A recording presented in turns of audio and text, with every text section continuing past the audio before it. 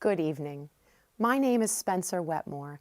I'm a freshman member of the South Carolina House of Representatives, and I'm proud to represent many of the coastal areas of Charleston County. My husband and I live on Folly Beach with our two daughters, Brooks and Lola Kate. I was blessed to grow up here in South Carolina, spending time between Charleston, where I was born and raised, and Sumter and Maysville, where most of my family still lives. I can't remember a tougher 2 years for our state than the ones we've all been living through. Parents of young children who were home from school can tell you what a renewed appreciation we have for our schools and teachers.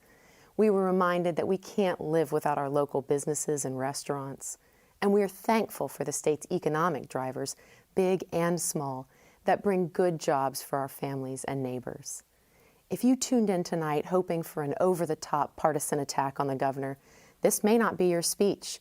In fact, I want to start by thanking the governor for his years of public service and his staff for their hard work. I'm encouraged that we share many priorities for our children and the people of this state.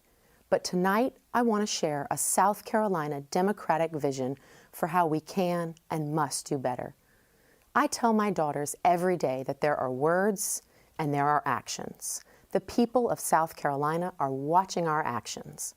While the governor's words paint a picture of trying to solve problems that have existed for decades, his actions often focus on political extremism.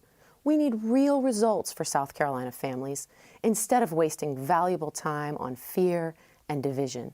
It's time to drop the tiresome grandstanding and remember that we represent all South Carolinians, not just the less than 20% who vote in Republican primaries. We need to fight for the hard-working families of South Carolina. In other words, the majority of us. So tonight, I call on my colleagues to reject bitter partisanship, extremism, and the harsh rhetoric that comes with it. These are strategies of yesterday, and we need leadership for tomorrow. It's time to stop focusing only on the next election and instead focus on getting things done for this state and the people who live here. That's what South Carolina Democrats and some of our friends on the other side of the aisle strive to do every day. We roll up our sleeves and work together to make this amazing state the best that it can be. We welcome the governor to join us.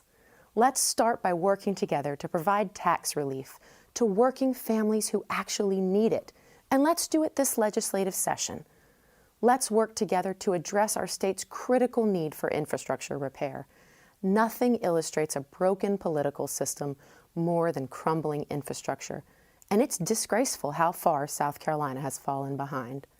We're fortunate to have received federal money this year, but we need to invest even after the federal money is spent.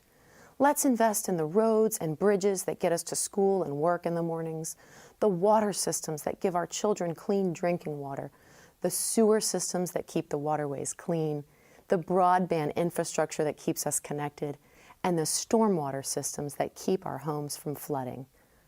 Let's work together to protect our beautiful mountains, lakes, rivers, marshes, and beaches.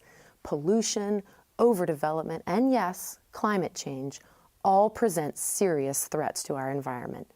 These natural resources are what we love about our state.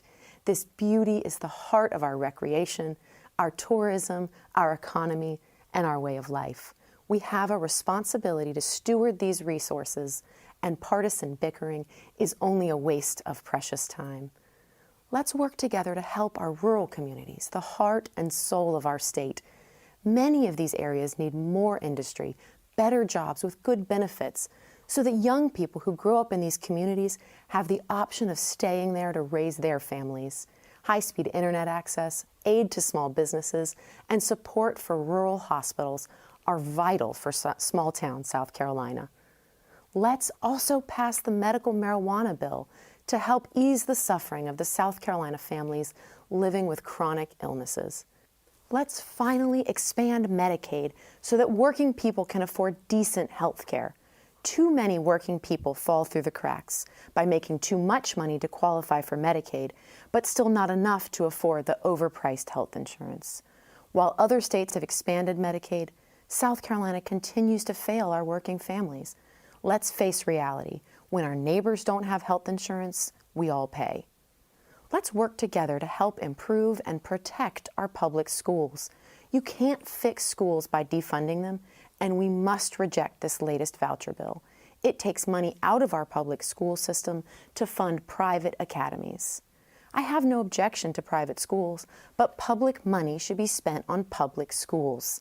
Parents should be given more choices within the district for innovation, enrichment, and wraparound services. And our teachers deserve respect and raises instead of kind words and coffee mugs.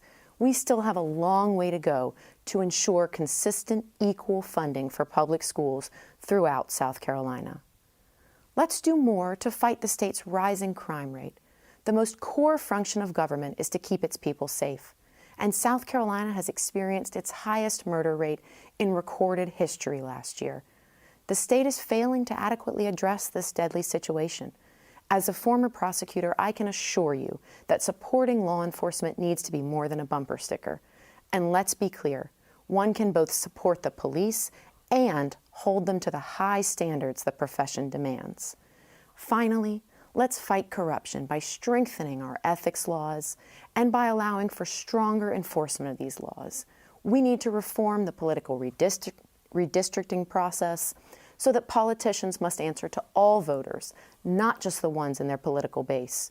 We need more transparency in state and local government, and we need to ensure that our ethics and elections commissions and staffs are as independent as possible and free from partisan pressure of all kinds.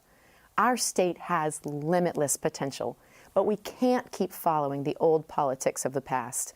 I hope you'll stand with me in rejecting political extremism, grandstanding, and the divisive rhetoric that has exploded in recent years.